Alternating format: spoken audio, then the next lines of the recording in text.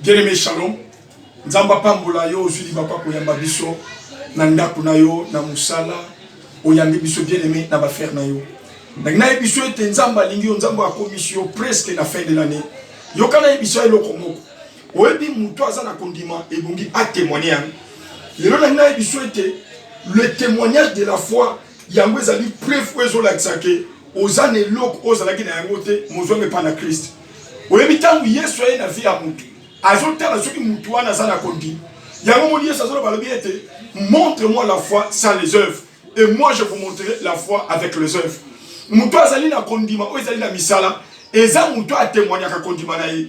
Lelo tsala batebele bien-aimé bazotala sima parce que baza na témoignage ya foi. Yango lelo to memelo thème ko to intitulé yango l'impact du témoignage de la foi. Yo kana biso bien-aimé tozana ndeko moka mwasi ndeko wana abikisi papa na ye. Ndeko ya mwasi tokutani na ye azaki na problème ya kyste ovarienne mais na kata losambo bien-aimé nzamba limwisa kyste oyo mukolo moko na kata ndako bien-aimé oyo papa na ye asali AVC. Mais tant que papa na sala AVC azolo bana papa na lobi papa okoki kozwa kisi c'est bien mais ngana yebi basani na nzambe ozoki basambeli pono papa kobika. Oyebi papa na mwana mwasi oyo azaki na école na ye bazolia mbongo parce que ba travail balobi ke papa azokufa. Mais nzambe oyo tobengaka ye bishima azalaki à côté. Ce matin bien aimé na biso ete soko oza na témoignage ya foi okomona makambo ko changer na vie na yo. Nazo pekso verset biblique. Nazo pekso verset biblique moko. 2 Rois chapitre 5. 2 Rois chapitre 5. Tu vas verset 1, tout à na combo na Yesu.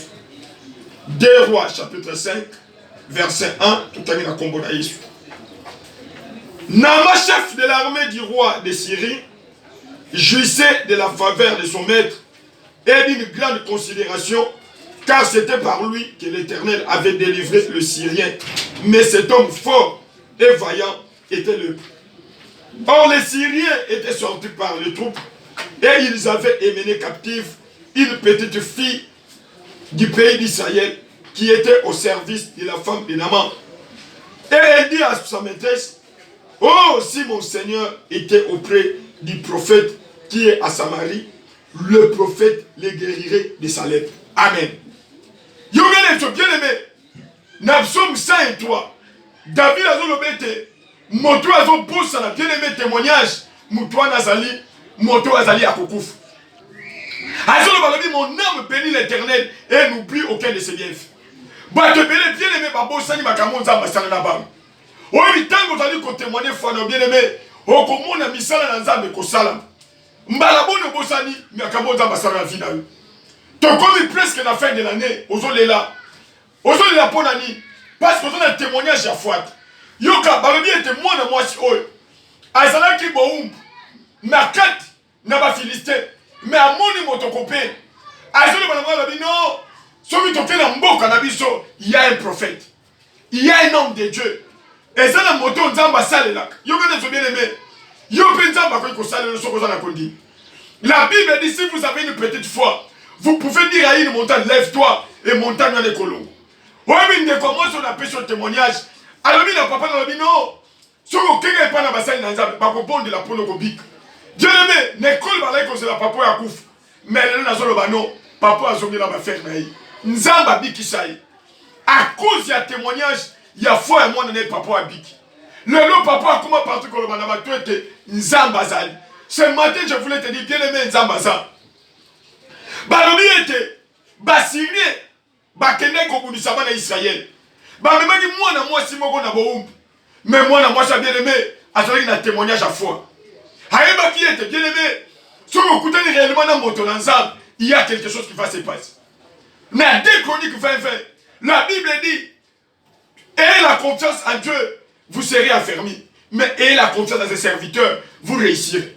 Ce matin, bien aimé, si vous avez confiance dans ensemble, il y a quelque chose qui va se passer.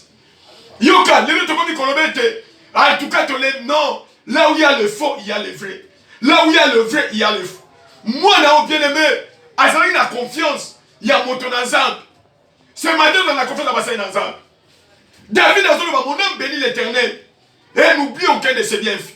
C'est-à-dire à tout moment, on s'est dit, mon âme ensemble, bien aimé, kata bomo inayo okobando mona nzambe kosala le na lingi nzamba sala loko moko na vie na yo.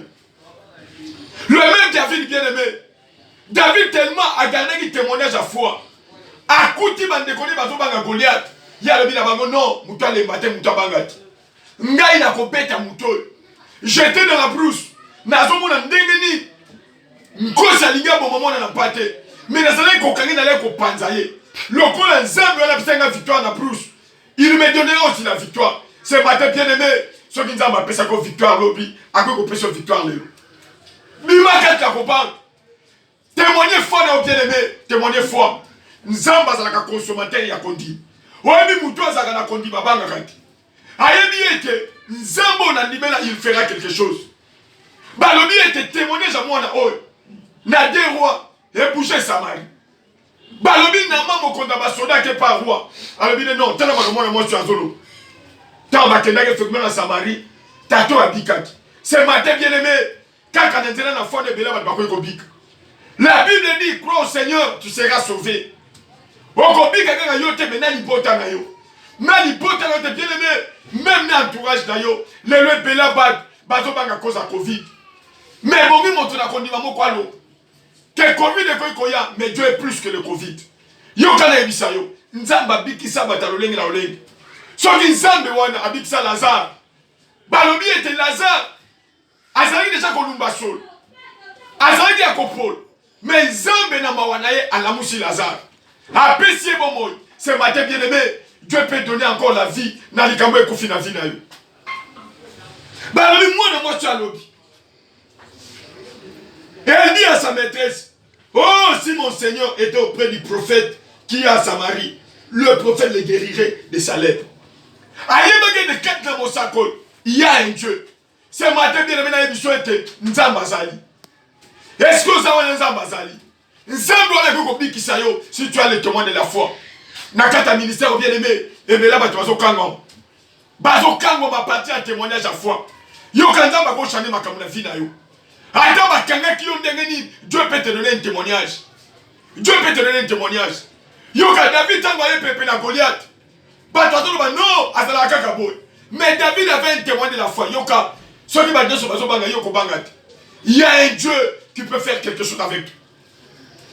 Il y a un qui a dit cela à David. Il y a un qui a dit cela à David. Il y a un qui a dit cela. Dans 1 Samuel chapitre 17. Il y a un qui a dit cela. David dit à Saül que personne ne se décourage à cause de ces Philistins. La verset 30. Ton serviteur ira se battre avec lui. Saul dit à David, tu ne peux pas aller te battre avec ces Philistins. Car tu es un enfant. Et il est un homme de guerre dès sa jeunesse. David lui dit, ton serviteur faisait prêtre les brebis de son père. Et quand un lion ou un ours venait en enlever une du troupeau, j'ai couru après lui, je l'ai frappé et j'ai arraché la brebis de la guerre.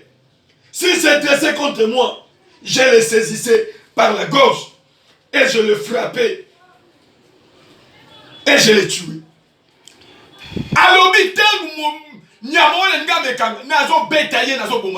Ce matin, bien aimé, la force de Dieu est avec toi. Pour force, sois sale. Et bon, bien aimé, pour exercer témoignage à foi. Au hasard la foi, est-ce que nous allons d'abord tu as un témoignage? Est-ce que là où tu as un témoignage? Si vous avez un témoignage bien aimé, au coin de ça, ma camamine n'est pas les gens n'ont pas de là, nous avons animé foi na yo. On va animer quatre églises, mais tu n'as pas la foi. Mais tu vas témoigner quoi? Tu vas témoigner quoi? Bilani n'y a pas sans âme. Tu n'as pas un témoignage de la foi. Les gens zamba sungayo maman, on les limite. Est-ce que tu as le témoignage? Celui zamba paie son mariage, a coupé son péban. Celui zamba paie son ban, a coupé son ma bien aimé pour la servir à bana hol. Yorana ebisayo. Nazana ndekomo ndeko bande ko sekaye. Parce que abotiba ne belé, mais bande ko va toujours Dieu fera quelque chose avec ses enfants. Les bien aimé nazo ebisayo, témoignage à tata hol, et ça que bano basa la fierté pour la foyer naï. Nazo bon de l'ensemble na mawanaye, oya pesa ma solution, na nzela ya foi, a pesa solution na kombo na Yesu. Amen.